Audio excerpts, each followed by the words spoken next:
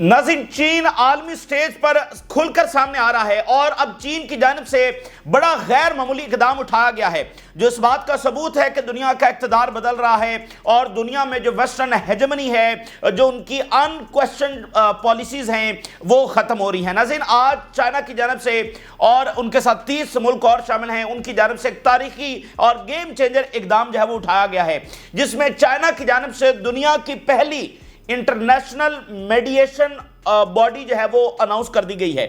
यानी वो बॉडी जो आलमी तनाज़ात को हल करने के लिए अपना किरदार अदा करेगी।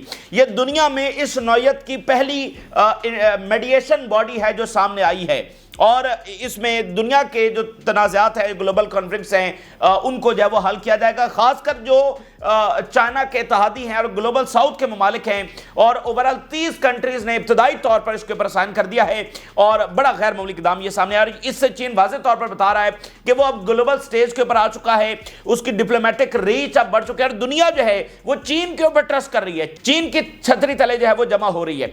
इसके ऊपर भी हम बात करेंगे। और यूरोप की जो स्टेटमेंट्स है अब वो क्या किसी एक्शन में भी तब्दील हो रही है या नहीं हो रही। इधर इजराइल ने जो है वो मैक्रोन के ऊपर गोलाबारी शुरू कर दी है, जिन्होंने अभी रिसेंटली पिछले घंटों में बड़ी सख्त स्टेटमेंट जारी की और अभी कुछ ही देर पहले उनकी बड़ी अहम तरीन स्टेटमेंट आई है, जिसके बाद इजराइल से गोलाबारी जो है वो मैक्रोन के ऊपर शुरू हो चुकी है और वहां पर फिर विक्टिम कार्ड जो है वो खेला जा रहा है। फलस्तीनी रेजिस्टेंस ने गजा में एक बहुत बड़ा ऑपरेशन सर अंजाम दिया है और अनप्रेसिडेंटेड उसकी जो वीडियो फुटेज है वो भी जारी की है इस ऑपरेशन को सर अंजाम देते हुए, जिसमें एक अंडर कवर इजरायली फोर्स है जो सिविलियन कपड़ों के अंदर ऑपरेट कर रही थी, उसको आइडेंटिफाई करके फिर उसको निशाना बनाया गया और ख़त्म किया गया है और उसकी जो वीडियो फुटेज है वो भी जारी की गई है। तो ये ऑपरेशंस भी जारी हैं। इसके साथ साथ नाज़रीन, जो यूक्रेन है वो एक कॉन्स्टेंटली आलमी जंग का फ्लैश पॉइंट बना हुआ है, जहां पर एक फुल स्केल जंग जारी है। लेकिन अगर यहां से थोड़ी सी भी मजीद एस्केलेशन होती है, जंग फुल स्केल जारी है पिछले 2 सालों से, लेकिन अगर यहां से मजीद एस्केलेशन होती है तो फिर वो आलमी जंग के अंदर कन्वर्ट हो जाएगी। ऑलरेडी अगर आप देखें तो ये सिर्फ यूक्रेन की जंग तो नहीं है, ये Europe plus America against Russia, ये इनकी आपस में जंग है जिसमें यूक्रेन की बैटलफील्ड जो है इस्तेमाल हो रही है। अगर इससे मजीद एस्केलेशन होती है तो फिर ये मामला जो है वो आलमी जंग की तरफ चला जाएगा और रशिया से पिछले 24-48 घंटों से कुछ इसी तरह की बात जो है वो मजीद खुलकर सामने आ रही है। अभी ताज़ा तरीन जो स्टेटमेंट आई है रशिया से, उन्होंने ये कहा है कि अगर जर्मनी जो है वो लॉन्ग रेंज मिसाइल देने जा रहा है यूक्रेन को, तो फिर हम बर्लिन को हिट करने जा रहे हैं। जर्मनी का दारुल हुकूमत है बर्लिन और वर्ल्ड वॉर 2 के अंदर ये रशियन फोर्सेस थी जो बर्लिन के अंदर सबसे पहले जो वो दाखिल हुई थी। जो ब्रिटेन की फोर्सेस हैं या अमेरिकन फोर्सेस हैं वो दाखिल नहीं हुई थी और वो जो है वो खतरा महसूस कर रही थी कि बर्लिन के अंदर जाना सेफ होगा या नहीं होगा। रशियन जो रेड आर्मी थी वो सबसे पहले बर्लिन के अंदर दाखिल हुई थी। तो ये वर्ल्ड वॉर के बाद पहला ऐसा थ्रेट है जो रशिया की जानिब से सामने आया है और उन्होंने कहा कि अगर लॉन्ग रेंज मिसाइल यूक्रेन को दिए जाते हैं, जो कि किसी भी वक्त दिए जा सकते हैं क्योंकि जर्मनी ने अनाउंस तो कर दिया है, अब या तो इससे पीछे हटना पड़ेगा, तो रशिया की जानिब से ये बिल्कुल वाज़ेह बात आ गई है कि फिर हम बर्लिन को हिट करेंगे और वो तीसरी आलमी जंग का आगाज होगा। अभी कल ही दिमित्री मेदवेदेव ने कहा कि आलमी जंग छिड़ सकती है अगर वेस्ट ने यूक्रेन की इसी तरह से सपोर्ट जारी रखी, तो मामला इस तरह से एस्केलेट कर सकते हैं। तो यूक्रेन एक मुसलसल आलमी जंग का फ्लैश पॉइंट बना हुआ है। कुछ ना कुछ सीज फायर एफर्ट्स भी वहां पर हो रही हैं। 2 जून को बताया जा रहा है कि शायद इस्तांबुल के अंदर कोई मीटिंग हो, लेकिन बहरहाल एक वहां पर एक खतरा जो है वो मौजूद है और सवाल यह है कि सीज फायर हो सकेगा क्या? रशिया जब वो यूरोप की डिमांड मानेगा? कभी भी नहीं। तो फिर यूरोप रशिया की डिमांड मानेगा? तो ये एक कम्प्लेक्स मसला है जिसको अभी तक हल नहीं किया जा सका है और ये कभी भी आलमी जंग में कन्वर्ट हो सकता है। और मिडिल ईस्ट का मसला भी उसी तरह से कम्प्लेक्स से मजीद कम्प्लेक्स होता चला जा रहा है, क्योंकि इजराइल जो है वो ना ही फलस्तीनियों उनके राइट्स देने के लिए तैयार है, सीज फायर के लिए तैयार है और ना ही फलस्तीनी रियासत के लिए तैयार है। तो फिर यहाँ पर अमन कैसे होगा? अब नाज़रीन, आगाज हम करते हैं चाइना के हवाले से। नाज़रीन, वेस्ट के पास टाइम बहुत थोड़ा है। वेस्ट का इक़्तिदार रहा है दुनिया में, लेकिन अब वो इक़्तिदार जो है वो हमें वाज़ेह तौर पर नज़र आ रहा है कि वो दुनिया की जो दूसरी कौमें उनको शिफ्ट हो रहा है। मुसलमानों को तो शिफ्ट नहीं हो रहा क्योंकि मुसलमान अक़वाम ने ना ही वो उस रास्ते के ऊपर चली हैं, ना ही उन्होंने टेक्नोलॉजी, साइंस और इल्म और उस चीज़ के अंदर जो है वो कोई काम किया है। تو مسلمانوں کو تو کوئی اقتدار دنیا کا شفٹ نہیں ہونے والا، لیکن جو دنیا کی دوسری اقوام ہیں ان کو یہ اقتدار بہرحال شفٹ ہوتا ہوا نظر آ رہا ہے، اور اس سے ایسا لگتا ہے کہ مڈل ایسٹ میں اور فلسطین کے تنازع میں بہت بڑا فرق جو وہ پڑنے جا رہا ہے، کیونکہ جو اسرائیل کی بدماشی ہے وہ ساری اس ویسٹرن اقتدار کی وجہ سے قائم ہے، کیونکہ آگے سے کوئی ریزسٹ کرنے کے لیے تیار نہیں ہے، آگے سے الٹرنیٹ جو آپشن ہے وہ موجود نہیں ہے۔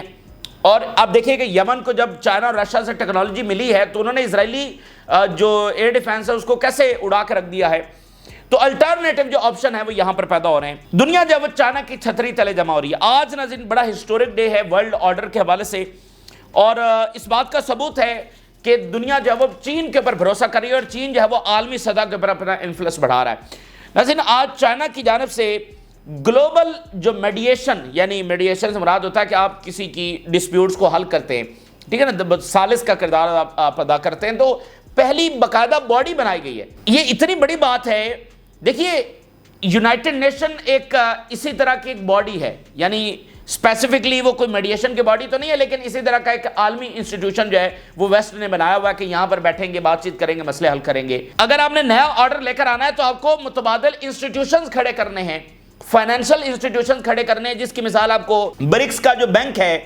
وہ نظر آ رہا ہے کہ ورلڈ بینک اور ان کے مقابلے میں یہ فائنینشل انسٹیٹیوشنز کھڑے کیے جا رہے ہیں، تو اسی طرح باقی انسٹیٹیوشنز بھی کھڑے کرنے ہیں۔ تو آج ایک میڈیشن باڈی جو ہے وہ بنائی گئی ہے جس کے اوپر 30 ملکوں نے ابتدائی طور پر سائن کر لیا ہے، اور اس میں گلوبل ساؤتھ کے ملک جو ہے وہ زیادہ شامل ہیں، اور انہوں نے کہا ہے کہ اب ہمارا جو بھی ڈسپیوٹ ہوگا، ہمارا مسئلہ یونائٹڈ نیشن حل نہیں کروائے گا، امریکہ کو بلانے کی ضرورت نہیں ہے، برطانیہ کو بلانے کی ضرورت نہیں ہے، بلکہ کون حل کروائے گا؟ ہم کس کو اختیار دے رہے ہیں، ہم کس کو ثالث مان رہے ہیں، ہم کس کے اوپر ٹرسٹ کر رہے ہیں؟ چائنا کے اوپر۔ 30 ملکوں نے اس کے اوپر سائن کر دیے ہیں۔ یہ ابتدا یعنی آج اس کا افتتاح ہوا ہے یا لانچنگ جو بھی اس کو کہہ لیں، اس کی سیریمنی جو ہے وہ ہانگ کانگ کے اندر ہوئی ہے، جس کے مہمان خصوصی جو ہیں چائنا کے فارن منسٹر تھے، جو بہت بڑے یعنی کہ چائنا کے جو ٹاپ عہدیدار ہیں ان میں چائنا کے فارن منسٹر ہیں، بڑے پالیسی میکر، اور ان کی سے ہے، تو چائنا کے فارن منسٹر جو ہیں وہ یہاں پر موجود تھے، اور انہوں نے باقاعدہ فارملی اس کا آغاز کر دیا ہے، جس میں ابتدائی طور پر 30 ملکوں نے سائن کر دیے ہیں۔ یعنی ابتدا یہاں سے ہو رہی ہے، آگے مڈل ایسٹ بھی آ سکتا ہے، مڈل ایسٹ کے ملک بھی کہہ سکتے ہیں ہم تو چائنا اپنے آپ کو ایز پریزنٹ کر رہا ہے امن لانے والا، مسائل کو حل کرنے والا، جنگوں کو روکنے والا، جنگیں لانے والا نہیں، تو مڈل ایسٹ کے مالک بھی کہہ سکتے ہیں کہ ہم بھی چائنا کی جو میڈیشن ہے وہ چاہتے ہیں۔ تو یہ بڑا غیر معمولی اقدام ہوا ہے، اور اب ان 30 ملکوں سے یہ آغاز ہو گیا ہے۔ اور اس میں امپورٹنٹ چیز آپ دیکھیں کہ یہ جو سارے مسائل ہیں یہ پیدا ہی ویسٹ کے کیے ہوئے ہیں۔ سب سے بڑا مسئلہ فلسطین دیکھیے کس نے پیدا کیا، ویسٹ نے پیدا کیا ہے۔ اس طرح جنوبی ایشیا میں دیکھیے، اس طرح افریقہ کے اندر دیکھیے، یہ جو بارڈر ایشوز ہیں، ریسورسز کے ڈسپیوٹس ہیں، جو ملکوں کی تقسیم ہے وہ اس طرح سے کی گئی ہے کہ ان میں ایک فطرتی تنازع پیدا ہو جائے، یہ سارے ویسٹ نے لکیریں کھینچی ہے نا۔ تو ویسٹ نے یہ کیوں کھینچی؟ مسائل بھی انہوں نے پیدا کیے، اور آپ کو مسائل کے حل کے لیے انہی کے پاس جانا پڑتا ہے۔ جنگوں کی وجوہات بھی وہ ہیں، اور کہتے ہیں کہ جنگیں رکواتے بھی ہم ہیں، اور اس کا کریڈٹ بھی لیتے ہیں کہ ہم تو پیس دیکھیں قائم کر رہے ہیں۔ تو اب ان کے پاس جانے کی ضرورت نہیں ہے۔ چائنا کہہ رہا ہے کہ ہم اس میں میٹ international mediation body, China's global mediation body for conflict resolution. China has officially launched a new international mediation organization, marking a significant expansion of its global diplomatic reach. Significant expansion of its global diplomatic reach. یعنی عالمی سطح کے اوپر China جو ہے وہ اپنے آپ کو پریزنٹ کر رہا ہے۔ اس میں گلوبل ساؤتھ کے زیادہ ممالک شامل ہیں، ٹوٹل 30 نیشنز ہیں۔ یہ معمولی بات نہیں ہے، 30 نیشنز ایک نیشن کے اوپر اعتبار کر رہی ہیں کہ ہم آپ کی ثالثی کو قبول کرتے ہیں۔ جیسے اب دیکھنا کہ عالمی عدالت ہے، اس کے جو سگنیٹریز ہوتے ہیں، اس کا مطلب یہ ہوتا ہے کہ جو بھی عالمی عدالت فیصلہ دے گی آپ اس فیصلے کو مانیں گے۔ یہاں پر وہ جا کر بیک کر رہے ہیں کہ بھئی جو بھی چائنا فیصلہ کرے گا، اگر دو ملکوں کا آپس میں مسئلہ ہو گیا ہے تو جو بھی چائنا فیصلہ کرے گا ہم اس کو مانیں گے۔ یہ کوئی چھوٹی بات نہیں ہے، دنیا کی نیشنز اس طرح کسی ایک نیشن کو یعنی کبھی مانا نہیں ہے، کبھی ایسا نہیں ہوا۔ انڈونیشیا، بیلاروس، کیوبا، یہ سارے اس کے اندر شامل ہیں۔ ہانگ کانگ کے اندر یہ سیریمنی ہوئی ہے، world's first intergovernmental legal institution dedicated solely to the mediation. اس کا صرف ایک ہی کام ہے، صرف ایک ہی مقصد کے لیے اس کو بنایا گیا ہے، ثالثی کے لیے۔ Wang highlighted China's commitment to peaceful dispute resolutions through mutual understanding and consensus building. اور پھر انہوں نے کہا کہ جو چائنیز وزڈم ہے اس کو ہم استعمال کریں گے جو دنیا کے کانفلکٹس ہیں ان کو حل کرنے کے لیے. اور یہ بڑی امپورٹنٹ بات ہے, alternative to adversarial policies and politics, یعنی ویسٹ کی کیا پالیسیز ہیں, کیا ان کی عالمی سیاست ہے, امریکہ کی کیا ہے, ملکوں کو لڑوا کے رکھو آپس میں. ایڈورسریل جو پالیٹکس ہے وہی ان کا ماڈل ہے, لڑوا کے رکھو آپس میں, اسی کے ذریعے اسلحہ بھی بکے گا, اسی کے ذریعے جواز بھی پیدا ہوگا مداخلت کا, اور جب جب مسئلہ پیدا ہوگا انہی کو بلانا پڑے گا. اب آپ دیکھیے اس دنیا کا کتنا بڑا المیہ ہے, غزہ میں یہ جو ساری جارحیت ہو رہی ہے, اگر امریکہ نہ چاہے تو یہ ہو نہیں سکتی. اگر امریکہ اور یورپ نے مسلسل یہ ویپنز مسلسل اس کی سپلائی نہ کی ہوتی تو اسرائیل کے پاس اتنا اسلحہ تو نہیں تھا کہ وہ جتنے بامز اس نے غزہ میں گرائے ہیں, لیبنن میں گرائے ہیں, سیریا میں گرائے ہیں, یمن میں گرائے ہیں, اتنا تو ان کے پاس ویپن ہے نہیں. تو اس کا مطلب یہ ہے کہ امریکہ اور یورپ سے بغیر کسی رکاوٹ کے ان 20 مہینوں میں مسلسل سپلائی جاری رہی ہے. میڈیا پر جو بھی بیانات چلتے رہے ہیں پیچھے سے سپلائی آتی رہی ہے. اگر کنٹینیوس سپلائی نہ ہوتی تو یہ نہ. اچھا, اور مسئلہ حل کون کروا رہا ہے؟ امریکہ. مطلب مسئلہ پیدا کرنے والا بھی امریکہ, اس کی وجہ سے جنگ ابھی تک جاری ہے, اور مسئلہ حل کروانے والا بھی وہ. لیکن آپ کچھ کر نہیں سکتے, کیا کریں گے؟ تو ایڈورسریل پالیٹکس مطلب دیکھیں چین ایک ایک لفظ جو ہے وہ بولتا ہے تو تول کر بولتا ہے اور سمجھ, تو ایڈورسریل جو پالیٹکس ہے وہ ہم نہیں کریں گے. اور انہوں نے کہا کہ اب وقت آ گیا ہے کہ جو زیرو سم مائنڈ سیٹ ہے کہ ایک جیتے گا اور ایک ہارے گا, you lose and I win, اس سے اب نکلنا ہوگا. اب بس امن قائم کرنا ہے. اب یہ اس مائنڈ سیٹ سے کہ کسی کو ہرانا کسی کو, وہ نہیں. وہ کہتے ہیں کہ U S trade policies under President Trump are reshaping alliances and diplomatic frameworks. اور یہ ایک ایسے موقع کے اوپر یہ باڈی لائی گئی ہے, لانچ کی گئی ہے کہ جب آلریڈی تجارتی جنگ کی وجہ سے دنیا ری شیپ بھی ہو رہی ہے, الائنسز بھی تبدیل ہو رہے ہیں. Hong Kong positioned as global legal and mediation hub. Very very important کہ ایک باقاعدہ انسٹیٹیوشن قائم کیا جا رہا ہے, اس کو ایک لیگل حیثیت دی جا رہی ہے. ٹھیک ہے, مطلب دیکھیں نا کہ چائنا کی گورنمنٹ ہے, انہوں نے ایک باڈی باقاعدہ بنا دی ہے, یعنی وہ باڈی اب فیصلے کیا کرے گی, اس کی ایک لیگل سٹیٹس ہے جس کے اوپر 30 کنٹریز نے اس کو بیک کر دیا ہے. یعنی آپ یوں ہی سمجھ لیں جیسے عالمی عدالت کی میں نے آپ کو مثال دی, کائنڈ آف کہ ایک ہوتا ہے کہ چائنیز گورنمنٹ ہی ہر جگہ پر انوالو ہوگی, نہیں, یہ ایک انسٹیٹیوشن وہ بنا رہے ہیں. تو یہ عالمی سطح کے اوپر اب تک کا سب سے بڑا مظاہرہ ہے. تو اب آپ مجھے بتائیے کہ ویسٹ کے پاس کتنا ٹائم رہ گیا ہے.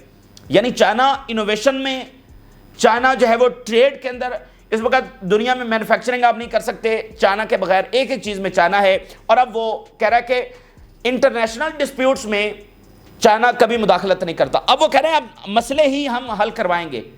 تو اب یہ گلوبل ساؤتھ سے ہوتے ہوئے بہت جلد کتنا ٹائم لگے گا مڈل ایسٹ کی طرف آنے میں. اور اس کا جو میں بات کر رہا ہوں, اب میکرون کی جو ابھی سٹیٹمنٹ آئی ہے وہ اس بات کا ثبوت ہے. We will lose all credibility if we abandon Gaza. جو رہی صحیح ہماری کسر ہے, جو رہی صحیح ہماری ساکھ ہے, وہ بھی ختم ہو جائے گی. ہماری تمام کریڈیبلٹی لوز کر جائے گی, ہمارے پاس کوئی نیریٹو نہیں بچے گا, ہم دنیا کے سامنے کچھ بتانے کے قابل نہیں ہوں گے, ہماری ساری کریڈیبلٹی ختم ہو جائے گی اگر ہم نے غزہ کو نہ بچایا. We will lose all our credibility if we allow Israel to do whatever it wants. اگر ہم نے آج الاؤ کر دیا کہ جو اسرائیل چاہتا ہے کہ وہ کرتا رہے, وہ کرے, تو ہم دنیا کو کیا جواب دیں گے اور کیا کریڈیبلٹی ہوگی ہماری؟ ہم کیسے اپنے آپ کو پیس کا جو ہے وہ پریزنٹ کریں گے؟ سارا ان کا بیان ہے تو یہی ہے نا کہ ہم امن لانے والے ہیں, کیسے پریزنٹ کریں گے؟ اور میں نے آپ کو بتا دی کہ چائنا اب کھل کر عالمی سٹیج کے اوپر آ چکا ہے, تو یہ اقتدار جو ہے وہ دنیا کی دوسری نیشنز کو منتقل ہو رہا ہے, اور ویسٹ کے پاس جو ہے وہ ٹائم بہت تھوڑا ہے. اور میکرون کی ابھی کچھ گھنٹے پہلے بھی سٹیٹمنٹس آئی اور ابھی پھر سٹیٹمنٹ آئی ہے, اور اس کے بعد جو اسرائیل ہے, اور انہوں نے مطلب یہ دنیا کے بڑے برہم, شاطر اور بڑے مطلب ظالم لوگ ہیں, ان سے نمٹنا بڑا مشکل کام ہے. اچانک سے وکٹم کارڈ کھیلنا شروع کر دیا ہے, اور میکرون کے خلاف جو ہے وہ گولہ باری شروع کر دی ہے, اور کہہ رہے ہیں کہ یہ دیکھو میکرون جو ہے وہ ہمارے ساتھ کتنا ظلم کر رہا ہے, یہ ہمارے اسٹیٹ کو ڈسٹرائے کرنے کی کوشش کر رہا ہے.